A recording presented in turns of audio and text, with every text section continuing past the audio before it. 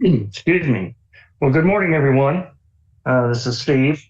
Welcome to the Finance Committee meeting of the Kentucky Housing Corporation, September 26, 2024, 10 a.m. First thing I'd like to do is ask Sam if we got a quorum and has the press been notified? Yes, we have a quorum and the press has been notified. Okay, thank you. Consideration of the minutes. Everyone should have been provided with a copy of the minutes, so certainly we'll entertain a motion and, of course, any discussion or changes. I'll make that motion. Thank you. And a second? I'll second. All right. All in favor, say aye. Aye. Aye. And any opposed? Okay, that passes on. First up, we have Tracy. She's going to do a presentation of the financial reports. Tracy, it's all you. Thank you, Mr. Chairman. Good morning, everyone. Agenda number 3 is review of some financial highlights for the last 3 fiscal years. I've just got one schedule for you this morning. It's 2 pages. And it covers mortgage production and some servicing statistics, highlighting mostly fiscal 24, June 30, 2024. So starting with the top, we're going to review the secondary market gains. The numbers for fiscal 24 are not as good as they've been in the past years, which has kind of been the story for the last couple of years. Looking at the top right, starting with Ginnie Mae, top left, starting with Ginnie Mae, we saw close to 250 million of loans to the secondary market this past fiscal year, resulting in about 4 million in net trade gains. While the gain price improved over fiscal 23 to 1.6%, the net gains is still down quite a bit compared to the last decade or so. I do want to point out also that the volume is much lower than prior years, that 250 million in Ginnie Mae volume compared to about 460 million in prior years. That's because we added the mortgage revenue bond product to pretty much augment the secondary market program since it's not been performing as well.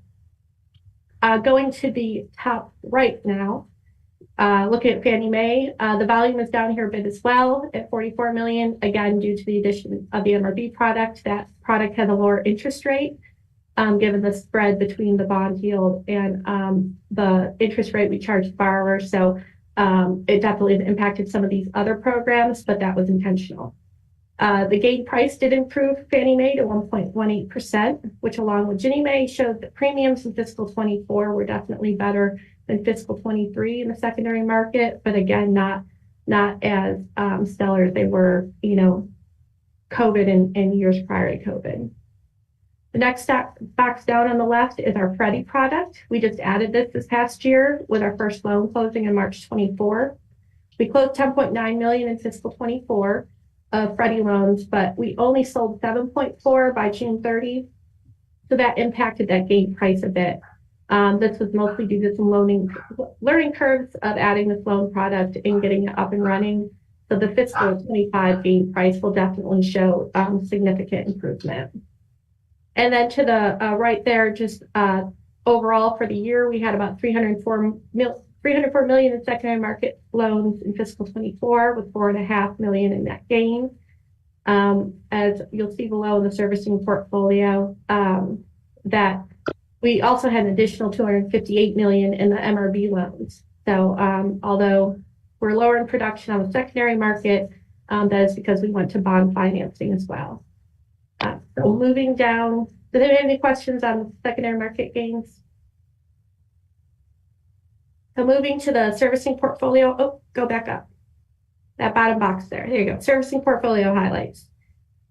So we ended the fiscal year with a portfolio just over 3.3 billion, and that's a growth of about 300 million year over year. That portfolio consisted of about 2.8 billion of servicing for others, 89 million in our old indenture, 258 million of those MRBs in our new indenture, and then 63 million in our warehouse or our housing assistance fund. So with that, despite the market, adding the MRB program helped significantly. We also benefited from fairly low payoffs and refinancing. We do suspect refis will start ticking up this next fiscal year, so we'll keep an eye on that. We do have some higher interest rate loans that may spur some refi activity. All right, can scroll to the next page. And I will just review some more servicing statistics. At the top is our weighted average servicing fee by loan types.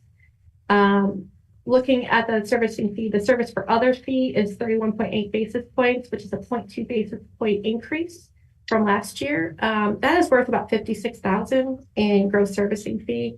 So we're happy to see the increase there. Third line down, the new indenture, we've got a strong servicing fee of about 39.2 bips at year end. And then there was an improvement in our servicing fee income in the warehouse and HAF as well of about 2 bips at year end. So we're happy with those showing some improvement. And then looking at the delinquency ratio, the second box there, at year end, we had delinquency ratio about 4.17%, which is up from 3.5% at the end of 2023. This is predominantly, you can see there in our 30-day delinquent loans. June 30th was Sunday this year. And believe it or not, that actually makes a big impact on our delinquency rate. So missing 2 days of collections definitely impacted that number at June 30. And then just look at the foreclosure rate of 0.76%, down a little bit from last year. As we've discussed in prior presentations, that foreclosure moratorium during COVID, we couldn't foreclose on any properties where we had a borrower residing. So we were able to proceed with some of those that we couldn't save via allotment last year, and we're still working through that pipeline. Do you all have any questions on those schedules I just presented? So now let's talk a little bit about our financing plan going forward. At this point, we have no fixed rate tax plans eligible for refunding through the end of the fiscal year. We do have a couple variable rate tax plans that we continue to monitor, but we don't see that we need to call those anytime soon. They have not gotten too bad with a rate. And then loan fundings are planned for that. I'll just kind of read through here what we wrote on this update. The secondary market mortgage purchase program continues to generate some profit. Management's determined that issuing single-family tax-exempt or taxable housing revenue bonds will provide additional funding to augment the secondary market program.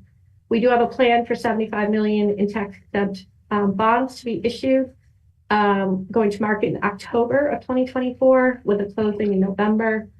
We'll continue to monitor the private activity bond cap as it's limited, and you know, we share that with multifamily here.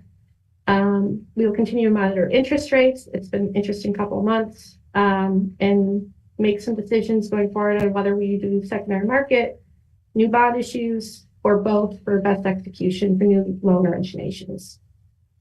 That is my update on our servicing and mortgage production for year-end fiscal 24 and what our plans are for this next year. Do you all have any questions for me? Anybody have any questions? I have none. Okay. Thanks, Tracy. That was awesome. All right, thanks. We're full steam ahead here. Okay. Next on the agenda, excuse me, is a representative with Crow, Brad Shell, and he's going to present the audit. Thank you, Steve. Glad to be with you all virtually today, walk through the draft of the financial statements where we're at right now. As Steve mentioned, my name is Brad Shelley. I'm a partner at Crow, and we are just about wrapped up with the audit. Not quite there, still working through a couple of things on our side, and this report still needs to go through a final review, but we should be able to finalize here in the next few days. So wanted to give you, before I jump into the report, because there's almost 60 pages of the report, and we won't go through each page by page. Wanted to give you kind of a highlight, I guess, of what's going on this fiscal year. So this is presented as of June 30, 2024, and for the fiscal year ended. And there was actually quite a bit of activity this year, and between new activity and balances, and then just other items, variances, some new auditing standards. So wanted to kind of start there with what's new, and then we can maybe flip through a few of the pages of the financial statements and answer any questions you might have. So first, from an accounting standard standpoint, did finally get some relief after seems like several consecutive years of some pretty significant accounting standards between leases and subscription-based technology arrangements, and before that you had pension and OPEB. This year there weren't really any significant accounting standards. GASB 100 was technically adopted, but there was no impact from that, so nothing there. On the flip side, we did have some new auditing standards that we had to implement this year, which took a little bit of additional time just to walk through systems and processes and kind of beefing up the internal control documentation, I'll call it. So that was more of work on our side that we did primarily on the front end of the process. Outside of that, moving into actual transactions, obviously you had the bond indenture this year, which created a new fund that you have likely seen in the financial statements, the Single Family Mortgage Revenue Bonds Fund. So you'll see that included in the proprietary fund statements. You'll also see the Rural Housing Trust Fund is now split out as a separate major fund within the governmental funds. So that is not a new fund, but it's newly split out. That was previously included as part of other housing funds, I think. Yes. We also have some new information in the notes around the bonds and the issuance of those. We did have, from a single audit report standpoint, we did have 5 major programs that we had to test this year, which is actually slightly down. Last year we had 7, so that was a little bit of a relief to only have 5 this year. The way it looks, it's probably going to be 5 to 7 every single year, just with the amount of activity you have on the federal side between grants and loans. But 5 this year. And then we did have one finding that we'll talk about in there that came up not really even through our testing, but through KHC's testing earlier in the year. So, and that, to be transparent, that is really the primary area we're still trying to button down a few things of our testing. So we'll talk through that once we get to that part of the report. But that's kind of the high level overview of everything that's going on. Obviously a lot of things going on. And so a lot to get through from an audit standpoint. So if you want to move to the next, actually move ahead a couple pages, I think, to the independent auditors report. Okay. Anybody have a question there? Or okay, sorry, I thought I heard something. So this starts the financial statements, and this is the first of 3 reports that are included in this version. And I guess I should have backed up a little bit. We will actually issue 3 versions of the reports. One, which you're looking at today, which is the most comprehensive. It has the basic financial statements, and it also has the reports on the back part of this document related to our uniform guidance single audit. And that's, again, over the federal programs, both grants and loans. We'll also issue a separate, what we'll call short form financial statements, which will just be the basic financial statements and won't have the single audit portion of it. And then we also issue a version which has a few Ginnie Mae schedules in it, along with the short form financials. So kind of 3 different combinations. This one I felt like has the best combination, so that's what we want to walk through with the committee. The independent auditors report is our report to the board of directors. And starting out with the opinions there, we are providing an opinion on each of those. So we do have to look at each of the governmental funds, the business type activities, and the aggregate remaining fund, which is the fiduciary financial statements. So we're providing opinions on each of those, and we are providing an unmodified opinion on those financial statements. From there, it goes into the basis for our opinion. At the bottom of the page here, it discloses that management is responsible for the financial statements. So we do assist in making some changes to the financial statements, tweaking some things here and there, but management's ultimately responsible for those. If you go to the next page, you'll see the responsibilities of the audit. So this is outlining our responsibilities. Nothing has changed there. And then it goes into a paragraph at the bottom of the page here related to required supplementary information. So this is the management's discussion and analysis. We do not provide an opinion on that. That is standard practice for that section. There is some additional context that's provided in there, which is a little bit more difficult to actually audit. So that's why you don't have an opinion on that. As you go to the next page, at the top of the page here, we have a paragraph related to the supplementary information. So this is all the combining schedules that are in the back of this related to the housing revenue bonds. We do provide an in relation to opinion on those as it relates to the overall financial statements. And then the last section here is related to government auditing standards. And we do have a separate report that we issue related to that. So overall, clean audit opinion. Again, and no adjustments here to report. We move to the next page. The next section here is the management discussion and analysis. This just gives a lot of highlights of changes year over year. I'm not going to read through this. If you skip ahead a couple of pages, I'll point out a couple of things here. Yeah, stop right there. Go. Yep. So this gives you a good view of fiscal year 24 compared to fiscal year 23. This is the statement of net position or your balance sheet.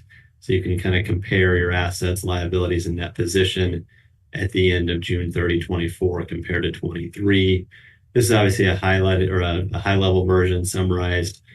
Doesn't go into as much detail, but does give you that picture year over year. And you can see assets increased and liabilities increased, which makes sense. You issue new debt to be able to provide additional mortgages and loans. So that's really the bulk of what you're seeing there, and the changes in the assets and the liabilities. There's some other smaller variances, but that really comprises most of the variance there. Your net position, which is essentially your equity, didn't change much as you would expect. A minimal overall net increase in net position of about 18 million this year. If you slide down to the next page here, you'll see similar type of schedule but for the statement of activities or the income statement. Again, this is showing government activities, business type activities, and then total corporation. So I'm focusing on the total for now. There's obviously much more detail in here if you wanted to dive into that. But as you look at the total corporation numbers there, again, comparative year over year, you'll see total revenues decreased about $90 million. Most of that is related to having less COVID funding. So you had less COVID grant dollars, primarily eviction relief funding. And so that decreased your overall revenue. You do see your operating revenues, though, did increase from about 80 million to almost 86 million. As you look at the expense side of things, again, not a lot of variance year over year, except for in that eviction relief funds category that I mentioned, that decreased from 112 million down to 12 million. Again, that's related to the grant funding as those COVID dollars are being used up. And so there's not as much available to provide there. So that really is the bulk of the change in the revenues and expenses. And as you can see there, the increase in net position of 18.2 million for fiscal year 24.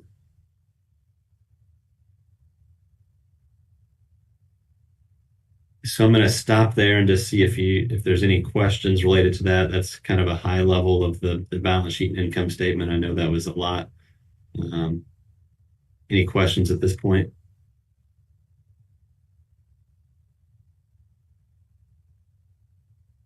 Right. If we scoot ahead a few pages, the rest of this is just additional information around variances, things that's been happening during the year. This is all part of the management discussion analysis. And then a financial outlook as you're looking forward there at the end of this section. Page 15 starts the basic financial statements, and here you can see in much more detail all of the assets and liabilities and net position, broken out again by government activities and business type activities. I've pointed out most of the significant changes there, so nothing too much additional to add. Next page is the corporation-wide statement of activities, or your income statement. This is a little bit different presentation than you might see normally. This is consistent with what you've had historically and consistent with government auditing standard, accounting standards, but it is a little bit different presentation from a normal income statement. So you'll see the expenses here towards the middle in the first couple of columns, your direct expenses of grants and operations. Then you have your program revenues in the next two columns that are used to fund those expenses. And then you have your net revenues and expense changes in net position on the right-hand side. Again, this is just a little bit different view, but you can see some of the dollar amounts that we talked about. From here, the next several schedules, I just go into more detail, breaking out either the governmental activities, which is what you'll see here, or the business type activities. And so you can see a new column there for the Rural Housing Trust Fund. That's included in there now in the second column. And then as you continue forward here in the proprietary funds or the business type activities, you'll see the single family mortgage revenue bond fund there in the third column, also a new column this year. And that's related to the bond indenture. So that's where all the new bonds are located, mortgages. This runs through on the statement of revenues, expenses, and changes in fund position as well. You have a statement of cash flows. This is only required for the proprietary funds, so there is no statement of cash flows for the governmental activities. This is just for those 4 funds that fall under the proprietary funds. And again, this is just showing your change in cash and how that is derived. Overall, you had a decrease in cash in the proprietary funds of just a little under $7 million. You can see at a high level, it's broken out into 3 categories. Top section is net cash provided by operating activities. So you had a cash inflow of about 47 million, almost 48 million from operating activities. Most of that is related to repayments of mortgage loans, and that's where you're seeing the significant increase there, either that or conversion of loans. Then the next section in the middle, net cash provided by non-capital financing activities. So this is really where you're seeing issuance of bonds, line of credit, etc. And that's a positive cash flow of about 364 million. And then you have a small section there of capital assets, really no impact, about $1 million. And then you have a cash flows from investing activities. That's a cash outflow of about 417 million. And that's you can see a few different categories there, but the purchase of investments or mortgage-backed securities, etc.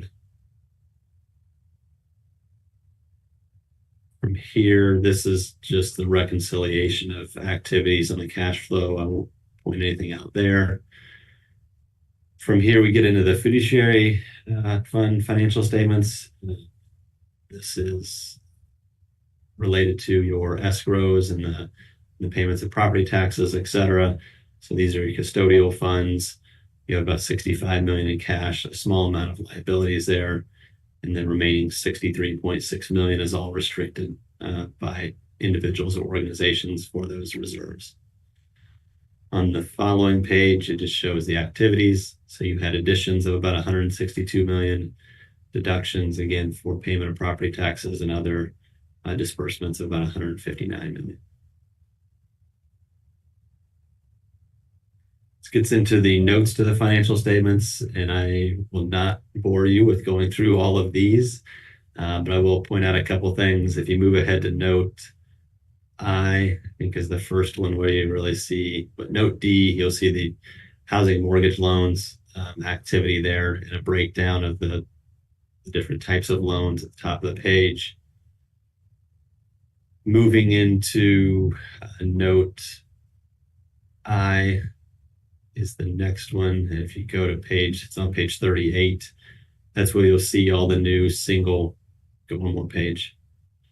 So where you'll see all the new single family mortgage revenue bonds that were issued during the year, almost 400 million.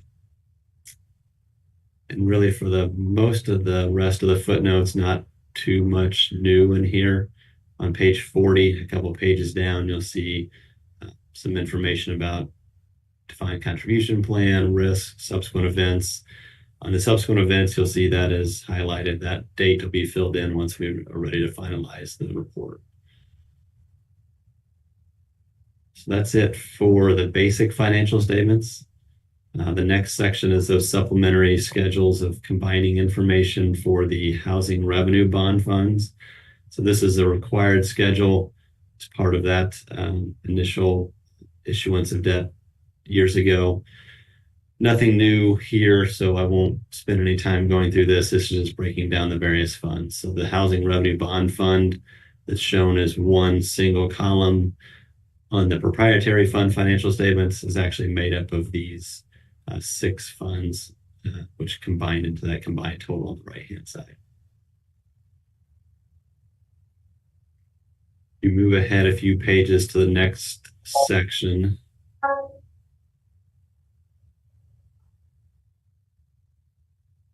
Continue on. You can keep going. All right, so this starts what I'll call the long form part of the financial statements, which is related to this single audit.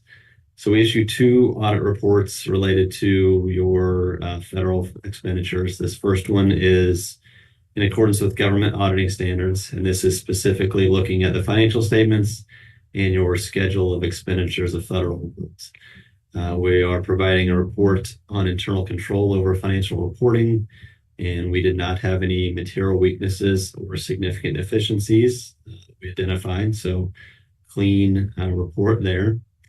And if you go to the next page, we have a report on compliance and other matters. And you'll see in the last sentence there, we did not identify any instances of non-compliance or other matters that need to be reporting. So clean report as it relates to the government auditing standards report. If you move ahead to the next report, this report is related to the major programs that we tested. And again, there were 5 major programs this year that we tested.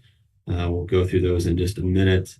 But this is looking at, again, 2 kind of reports within one here, a report on compliance for each major federal program, which is listed here. We did not have anything to report in this initial part. And if you scroll to the next page, so we are providing an unmodified opinion on this. We do have in the other matters section down here at the bottom that we did have a finding that we were required to report. And we'll talk through that in just a minute.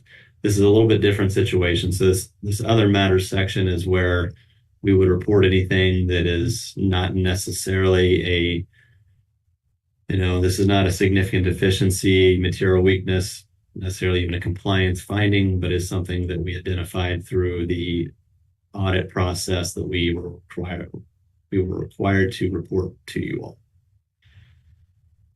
So this is the only modification this year. And as you go to the next page, we did not have any other internal control findings, no material weaknesses or significant deficiencies. So no issues there. And then we have a section on the report on the schedule of expenditure of federal awards.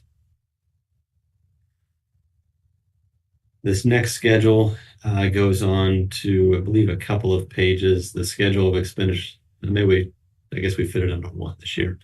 You'll see this is the schedule of expenditures of federal awards. So this is all of the federal expenditures that KHC expended during the year, either via loans or via grants. And so you see about $827 million in federal expenditures. for the fiscal year end at the very bottom. You can see a lot of grant funds, a lot of loan programs. If you move to the next page, in note 2, here, one thing to point out is there was a change in how this schedule was prepared. Historically, the schedule of expenditures of federal awards, or what we call the CFA, was prepared on a cash basis. And so essentially anything that was distributed out cash-wise was showing up on the CFA. That's different than your regular financial statements, which are on a modified accrual basis. And so management decided during the year it made sense to change the CFA preparation to also be on accrual basis, so there's not any kind of timing differences there, which I think makes a lot of sense. And so as a result of that, you'll see there's about $2.9 million of expenses from 2023 that were not included in there that are now on the fiscal year 24 schedule. So not an issue, just a change in the basis of accounting, and would not expect that to change moving forward, and will not likely need any footnote disclosure moving forward either. But nonetheless, something new this year. The next page is the schedule of findings and question costs. This is really just a summary of everything we went through on the last couple of reports here. So you'll see everything in that right-hand side of no or not reported. And actually, I missed an X. The one, any findings disclosed right there in the middle that are required to be reported in accordance with 2 CFR, that should be a yes. So we will move that over to a yes once we finalize this. Just missed that. Here are the 5 major programs that we tested this year. I won't read them all off, but those are the 5 that we tested. Some of these we tested last year, some we've tested maybe in the last 2, 3, 4 years. There's a process we have to go through to determine which ones we have to test. If they're above a certain threshold, if they're above that $3 million threshold, then we have to test them at least once every 3 years. So some of these are required from that standpoint. And then the mortgage insurance homes is one of your larger programs. So that one's tested pretty much every year. Did qualify as a low risk auditee, so that helps from having to do a little bit of a less from a testing coverage standpoint. So that is something that's a positive. That was also a change.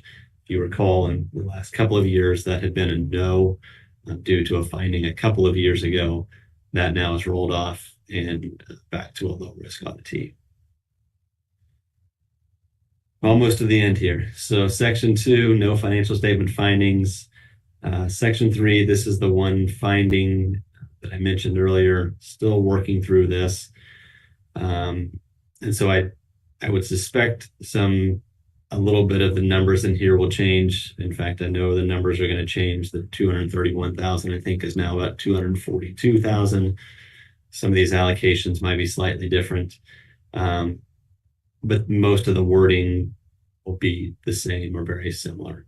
So essentially what happened here was there was an issue with one of your subrecipients. So for some of these grants, the Continuum of Care, the Emergency Solutions Grant, those are the 2 primary ones.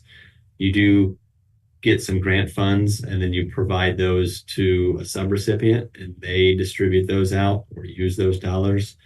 In most of those cases, you don't have control over those dollars. You do some monitoring over that, but it's a little bit different than a situation where you're providing direct grant assistance to, an individual or something like that.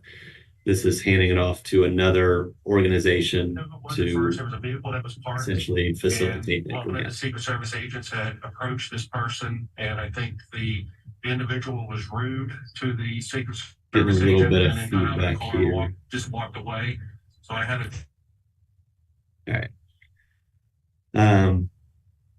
During the year, there was through the subrecipient monitoring process, KHC identified some issues with this Shelter of Hope which is the subrecipient in question here, determined there were some costs in there that were not allowable and eligible because they were either fictitious, didn't have supporting documentation, or to I'll say an entity that maybe had a conflict of interest with the executive director there. I think there were a number of different issues related to some of the expenditures the Shelter of Hope had requested reimbursement for and received from KHC through the federal grant funds or other sources. As part of our testing, then we are continuing to look into this a little bit further, understand the testing process from KHC's standpoint. What we wanted to do is get a handle on the dollar amount involved here, and the amount that is determined to be questioned or unallowable. Our understanding is that KHC has worked with the authorities, has discussed this with HUD. HUD is ultimately the granting agency for most of these dollars, to let them know, hey, this is out there, this is being looked at, this is being investigated. There may be a dollar amount that is required to be paid back. Not sure on that at this point. HUD hasn't specified that they're going to require any funding returned to them. And some of that may depend on whether you're able to recover funds from the Shelter of Hope, which I understand at this point they have closed down and filed for bankruptcy. So there's a whole process that's going on there. As part of that, we are required to note and disclose this in the report, even though really the main issue is with the subrecipient, right? It's the Shelter of Hope is the one that had the fraud or these unallowable costs. But as the primary granting agency and them being the subrecipient and those dollars flowing through KHC, we are required to report those in here as a finding, even though you identified them. So it's a little bit unique of a situation. And so we've tried to word this in a way that makes sense. You know, there is some things that KHC could potentially do a little bit better here to try to identify these types of issues earlier in the process. And again, recognizing that KHC did identify this, through the monitoring process. So what we've outlined in here is a little bit of that background information, the cause of that, the dollar amount in here. Like I said, that's going to change to, I think, about $242,000. The highlights in here, this is where we're still trying to figure out the dollar amounts and which grants they go to. So the complication from this is Shelter of Hope receives funding from KHC through a few different resources, through a few different grants. And then in some cases, KHC wasn't able to even identify the underlying expense because Shelter of Hope either wouldn't or couldn't provide supporting documentation for it. So it was hard to determine, ultimately which granting source did that come from. And so that's why you see an unknown amount here. So we're working through this. I expect this will change and we'll get this to a more solid number here and a solid breakout, but wanted to provide this at least for context for now. On the next page is our recommendation on this. And then you'll see management's response to this, the planned corrective action plans. And I think I won't speak for them, but I believe some of this has already been maybe put in place since this has been identified. I think this was initially identified by KHC back around November or December of 23, and they've been working through it since that time. As I mentioned, there's no financial statement impact at this time related to this because HUD hasn't identified whether there is any repayment required. And there's no At the same time, there's no receivable related to this. KHC has turned this into insurance as well. You haven't received any proceeds, and even if you had received them at this point, you wouldn't be able to go back and put them in as revenue as of June 30, 2024. So nothing really, you don't see any financial statement impact yet on this. That would likely happen in fiscal year 25's report. So this is more from a federal compliance standpoint, identifying this, putting this in here as a finding, and then this will play out, over the course of the next year from a financial aspect. Ultimately, the hope and the goal would be no net impact on KHC from this, that either through the collection of dollars from bankruptcy, insurance proceeds, that would help offset any amount that's due back to HUD. And then it'll just be a matter of working with HUD to figure out how they're going to handle any excess amount of unallowed costs that maybe you're not able to capture.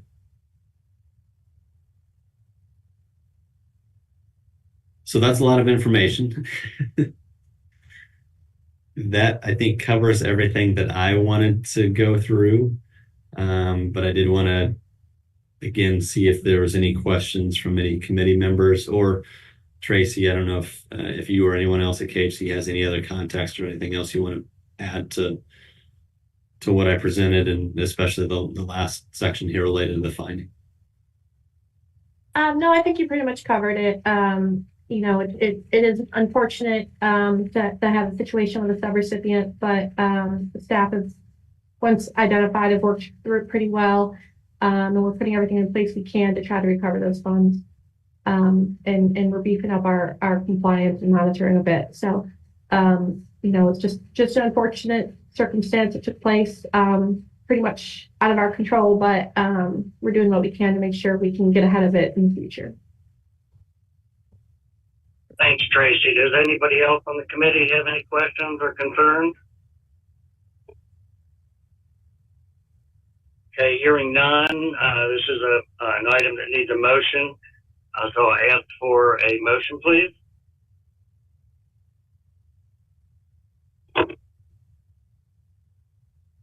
This is Holly. I'll make the motion. Holly makes a motion, and someone second, please. Second. Thank you. All in favor say aye. Aye. And are any opposed? Okay, thank you. And again, thanks, Brad, and thanks, Tracy. Any items from the executive room, the executive suite? Steve, I'm not aware of any that anybody else has. If they do, they need to speak up. It's possible that there's something that needs to be passed along that we haven't covered. But before I yield the floor, let me just thank Tracy Thurston, Matt Bianco, Matt Razor, and Kevin Field, and all of the rest of the people who have assisted in putting together the responses to this audit and making this audit happen. And we also thank Brad at Pro for his work. This is a major undertaking, and it requires a lot of time and effort on the part of a lot of people. And we do appreciate it, and it should not go unnoted. Yep, I second those comments. Thank you for that. And I would echo that, especially as it relates to Tracy and Michael and Kevin and the rest of the finance and internal audit folks. There's a lot of information in the request. I know my presentation was pretty long. It takes much more time to prepare for the audit and to get through the audit. We had over 100 requests of information from them. So that's a lot of information they have to pull for us and gather. So they did a great job, and to not have any audit adjustments, any other issues besides this one, which is really outside of their control, I think is definitely a testament to their work that they've been doing. Yeah, thank you for that, Brad. Anybody else have anything for the good of the order? Okay. I'll ask for a motion to adjourn. I'll make that motion.